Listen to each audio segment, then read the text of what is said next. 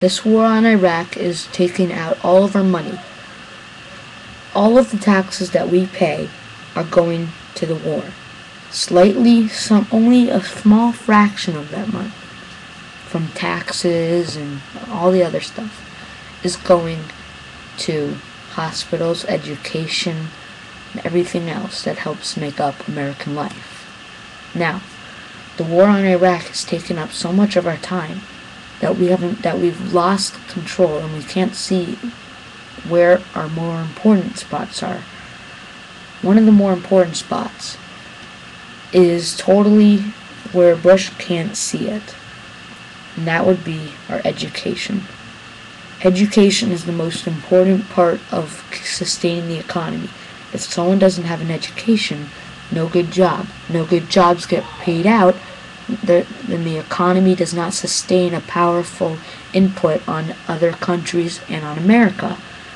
If we have no economy, then we have no country.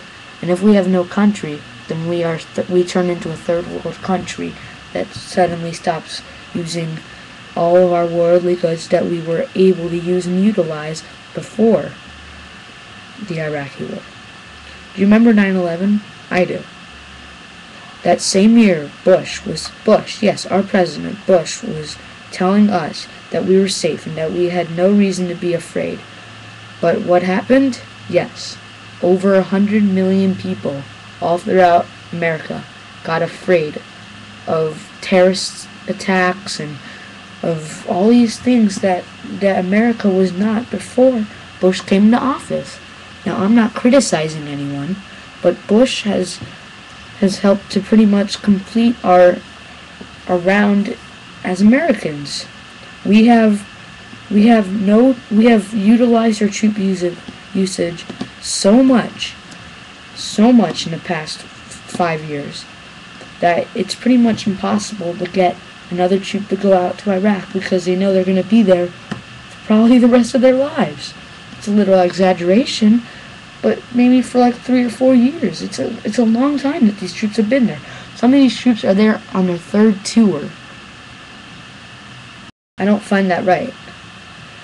He thinks that the war on Iraq is so important, and he thinks that if we leave Iraq, then terrorism will grow again. What is he talking about? Terrorism grows all throughout the world each day. Every day terrorism grows stronger. Soon al-Zakari and Osama, all these terrorists that are in Iraq that we probably don't even know about where they are, will soon grow stronger than us, and soon he'll be overrun by them. They'll hijack some nuclear weapons, and it sounds scary, but they probably will use them on us because Bush is making them mad. We have no control over what Bush does, but it's really impossible to really understand the key elements of how the Iraqi war is going. One day, it's perfectly fine, no troops dead, maybe for the week it's like that, secured a couple towns in Iraq, and, we've made a new ally, something like that, or we're training new Iraqi soldiers, or we're helping to build a government. But the next day, it's unpredictable. The next week or day, it's going to be talking about how a car bomb went off in front of the UN there in Iraq, or anywhere else, or Afghanistan, or anywhere there where we had control, and everyone would blame it on Bush because we were there. He said that we were in control of those places, and then all of a sudden 10 of our soldiers gets blown up in a car bomb. No, that's not right. And maybe 100 of other civilians around there. We need to train the Afghans and ourselves, the police and all those people in Iraq, and our soldiers especially, how to maintain a successful and independent government, and also an independent police force, and so it doesn't get corrupt, so it doesn't be overrun by many terrorists and by religious holy groups and loyalists to Osama. And we have to train ourselves not to believe that it has to be done. We have to train ourselves to believe that it has to be secured. That's what has to be done, being secured. We don't need to win this war. We need to secure the place. Even if we don't win, we still need to leave Iraq, if we do, feeling a sense of success in the terms of that we helped save a couple people. Now, if we don't do that, then well, we have too many loyalists growing. We have too many more Afghan terrorist groups and Iraqi terrorist groups and loyalists. They all come out of nowhere. When we're not watching, they creep up behind us and kill us. That's our problem. We have so many blind spots in the government that we're not able to project and see what's happening in Iraq.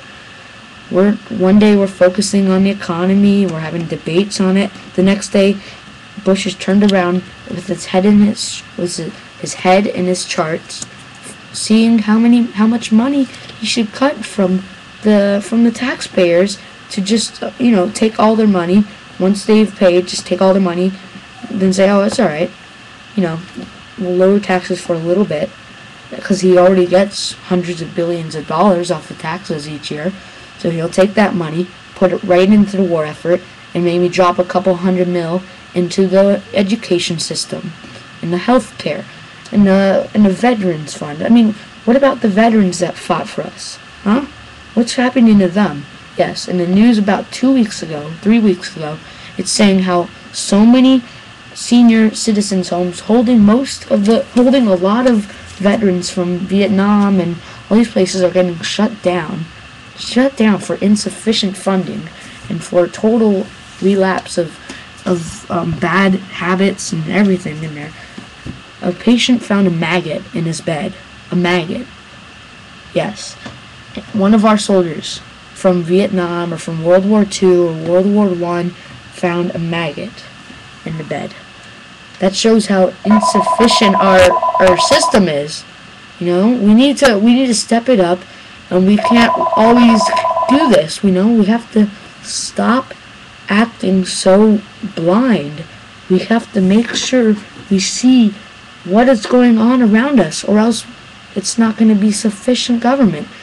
It's going to turn into a bad government. The economy will go. In 100 to 200 years, our entire way of life will be changed forever. I'm not trying to change your mind about this, about the war in Iraq, or about Bush, or about the politics, or about the government. I'm trying to open your eyes to the truth and what's happening in Iraq. What's happening in Iraq is hundreds of deaths each week.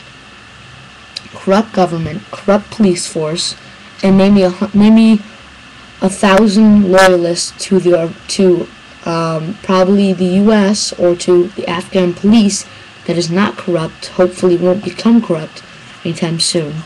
And they've enabled themselves to be able to, try and win this. This is an important topic. We may never know. But what we do know is that we need to stop this war in Iraq before the war in Iraq stops us.